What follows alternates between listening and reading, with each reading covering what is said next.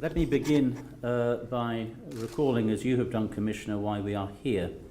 It is because of the loss of more than 1,100 lives, the lives of workers who were working at the Rana Plaza on the 24th of April. We believe that tragedy and those that preceded it are the strongest possible call for action by those of us around the table and by others. The call to action could hardly be stronger. For all of these reasons, Commissioner, Minister, we are very appreciative of the ILO having been associated with the important initiative taking place today, and we hope that it will reach a successful conclusion. Let me just say what the International Labour Organization has done since the tragedy at the Rana Plaza. We operated along two lines of action. The first was in Bangladesh itself. Immediately following the tragedy, the ILO sent a mission headed by my colleague and neighbour Gilbert Ongbo, Deputy Director General, to Bangladesh.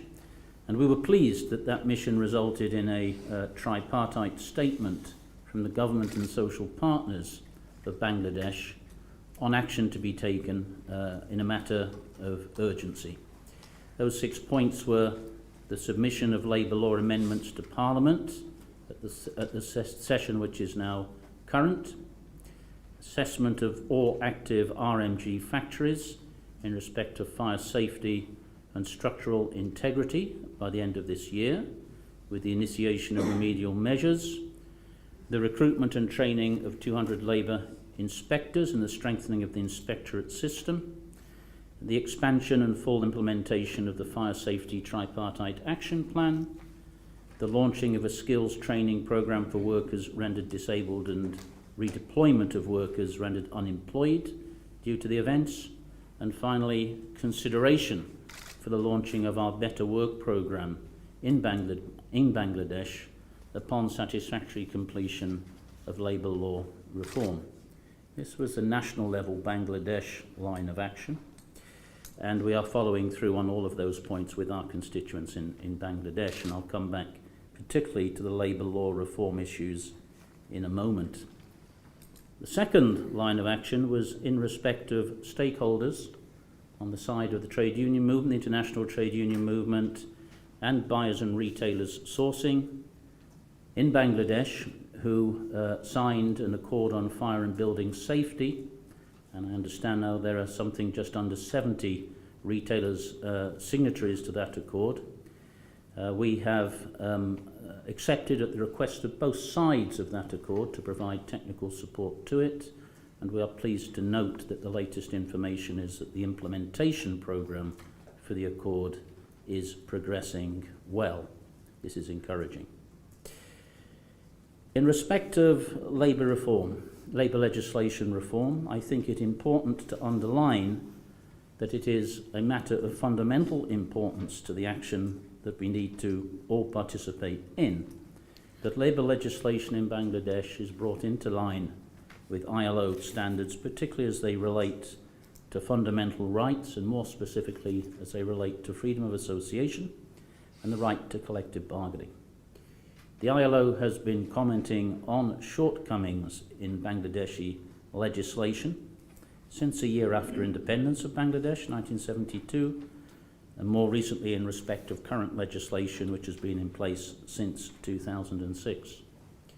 The recent International Labour Conference held what I thought was a very positive discussion, positive interaction with the government of Bangladesh and other actors in respect of the measures which are required to bring the relevant legislation into conformity with ILO standards. There can be no doubt in anybody's mind about the action required, and we hope very, very much that the legislation currently under consideration will meet those needs. We hope that new legislation will be in place sooner, not later, because there is a matter of urgency involved.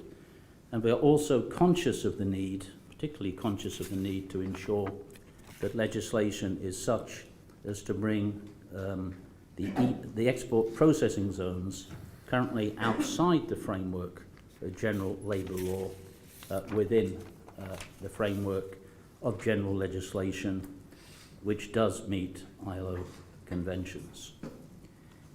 The International Labour Conference, in discussing these matters in June, took the unusual step of asking me to present to our governing body in the course of 2014 a report on developments which will enable us to trace and to track faster than usual, I would say, the progress made in these important regards. The call today, ladies and gentlemen, is to sustain our involvement and engagement with Bangladesh, and I can assure all present that the ILO will, within its means, certainly do that. As I've indicated, I believe that our means of action and our areas of action are varied. We do, as the Minister has just said, treat this action very much as an action in the framework of cooperation. I think it will take all parties around the table, be they governmental, or be they from labour, or be they from the employer community, to bring their efforts together. I think we do not wish to see a fragmentation of effort. We do not wish to see such diversity of initiatives that we fall into the trap of a lack of coherence, and so the extent to which we can, as the draft compact urges us to do, unite our efforts in a single coherent endeavour will certainly be to the advantage of all concerned. Thank you, Commissioner.